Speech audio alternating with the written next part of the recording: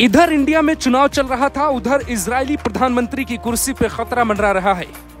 Netanyahu jail जाओ और इस्तीफा दो की क्यों उठ रही है मांग? क्या अमेरिका ने किया कोई खेल? कौन है वो नेता जो नेतन्याहू की कुर्सी पे बैठना चाहता है, प्रधानमंत्री का पद चाहता है? क्या हिंदुस्तान की तरह इजराइल में भी अगले कुछ हफ्तों में नई सरकार का गठन होने जा रहा है? वहां साल 2026 में चुनाव होने हैं, फिर 2024 में राष्ट्रपति बदलने की बात क्यों होने लगी?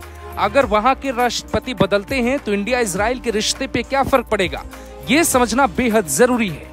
पर उसे समझने के लिए हमें ये जानना होगा कि आखिर इजराइल में ऐसी मांग क्यों उठ रही है। इजराइल के घर घर में इस बात की चर्चा है कि इजराइल के प्रधानमंत्री बेंजामिन नेतन्याहू अपनी कुर्सी बचाए रखने के लिए सेना का गलत इस्तेमाल कर रहे हैं। इसी वजह से उन्होंने हमास के सरेंडर का प्रस्ताव नहीं माना।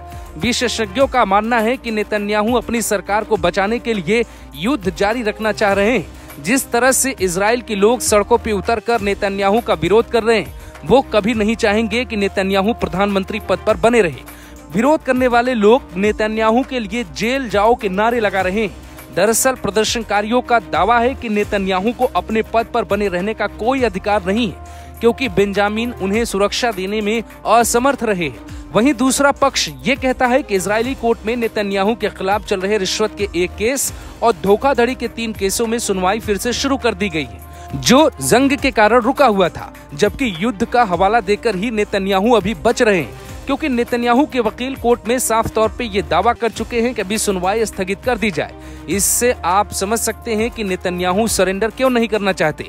जबकि तीसरा पक्ष ये कहता है कि इजरायली पीएम अभी गठबंधन और वॉर कैबिनेट और पार्टी सभी मोर्चों पर चुनौतियों का सामना कर रहे हैं। एक सर्वे में बहुत हैरान कर देने वाला दावा किया गया।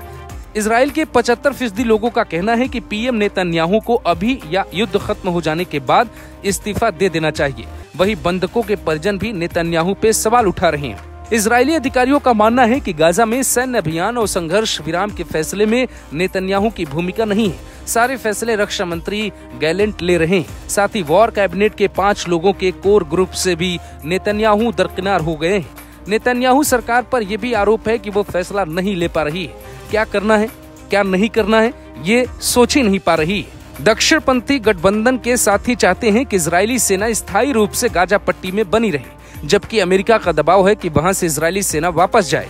नेतन्याहू अमेरिका के खिलाफ कई बार बयान दे चुके हैं। ऐसे में ये कहा जा रहा है कि अमेरिका भी कोई बड़ा खेल कर सकता है। पहले भी दूसरे देश की राजनीति में हस्तक्षेप करने के आरोप कई देशों पे लगे।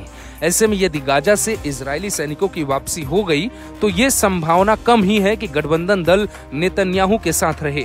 विदेश मामलों के एक्सपर्ट ये दावा करते हैं कि इजराइल के प्रधानमंत्री की कुर्सी बचाए रखने के लिए नेतन्याहू लेबनान और ईरान तक भी अपने सैनिक भेज सकते हैं, क्योंकि दुनिया के किसी भी देश के नागरिक संकट के वक्त में हमेशा अपनी सरकार के साथ होते हैं और इजराइल में भी यही भावना है।